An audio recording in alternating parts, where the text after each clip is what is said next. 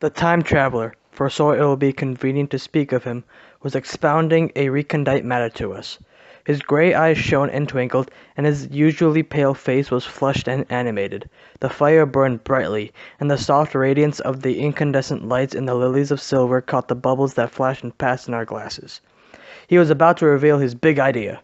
"Hi, I'm Pratik Adipali, and this is a book talk for the H. G. Wells classic, The Time Machine. In this book, the protagonist, the time traveler, has a big dream to build a time machine, and he raises many questions to support his dream. For example, let me ask you this. If a cube exists in space, shouldn't a cube exist in a fourth dimension like time? Likewise, shouldn't us humans be able to move in the fourth dimension like we usually move in the other three?" Time traveler lecturing a group of men about the fourth dimension. It is important to note that the beginning of the story consists of the first two chapters, acts as the outer story. The rest of the book is in the point of view of the time traveler, and hence this is called the inner story. To make this distinction more vivid, let me use a real-life example.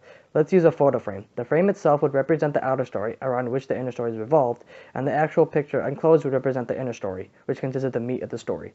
Moving on with the story. He intrigues the group with a series of questions about the possibility of time traveling, including the pros and cons of traveling in the fourth dimension, and also the activities that could be done. As he is lecturing the other men, he pulls out a miniature time machine, and the time machine consists of a lever. If you push the lever forward, you'll go into the future. If you push the lever backwards, you'll go into the past. Abruptly ending the lecture a little while later, the time traveler reveals his big dream. He wants time traveling to become a reality. With this, he shows the peers a full-size time machine with which he will accomplish his dream.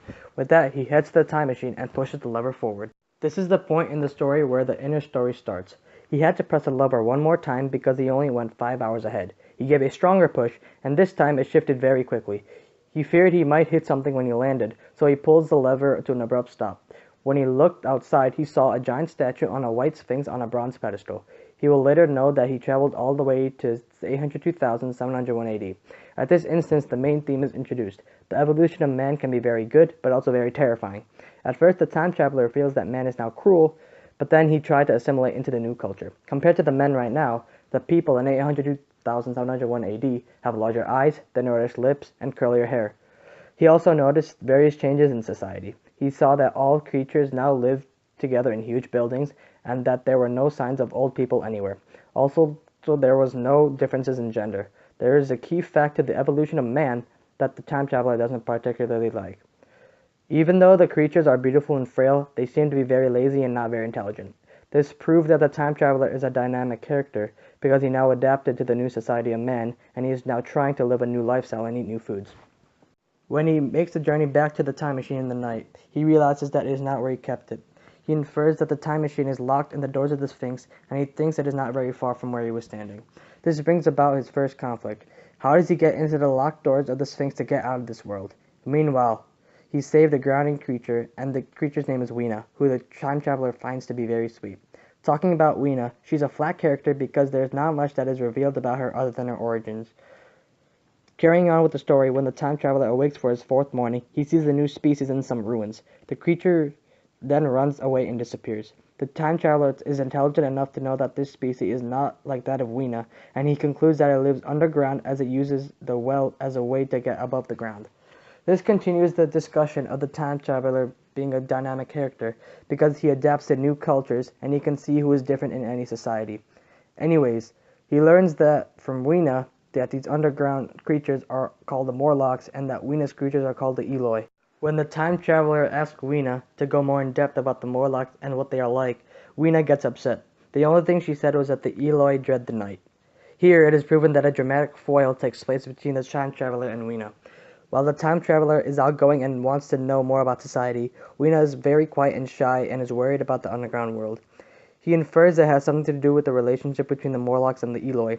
He always thought that the relationship was a master-servant relationship or even a colleague-to-colleague relationship. He would soon find out because in order to retrieve his time machine, he had to go underground and into Morlock territory. He wanted Weena to come with him, but she was very worried about the underworld, and the time traveler doesn't know why. They make their descent, and since it's dark, the time traveler lights a match. He sees the Morlocks and looks at what they are doing. He looks at what their lifestyle is like, for example, their jobs, how they do life, what they eat, etc. All of a sudden, he sees something. Boom! It finally clicked. He now knew the relationship between the Eloi and the Morlocks, and he now knew why the Eloi dreaded the night. As stated earlier, the theme of the story is that the evolution of man can have good and horrific effects. As proven in the story, the good effects are consistent in the interactions with the Eloi, while it is a nightmare with the Morlocks which cannot be revealed. I thoroughly enjoyed reading this book because the author did a great job in incorporating the suspense in the story with the Eloi and really did a great job leading to the split between the Eloi and the Morlocks. Also, the way he pulled off the inner and outer story structure is truly exceptional, and in front of all that, it is a very good read about a dystopian society in the future. The Eloi society can be related to that of communism. Just look at their society. They all look the same, they have the same skill level and intelligence level, they eat the same food, and they are also educated in exactly the same way. There are also some capitalist ideals that are mentioned as the Eloi are above the Morlocks in a considerable way. In the real world, we have upper class, middle class, and lower class. If you like Doctor Who or Bill and Ted's Excellent Adventure, you will like this novel because it deals with time traveling and goes more in depth into the society in the future. All in all, you should read this book because it could reveal what the future holds for us and its problems. The whole society could be all communist and could be all dystopian. Who knows what the future holds for us? This book might hold the key.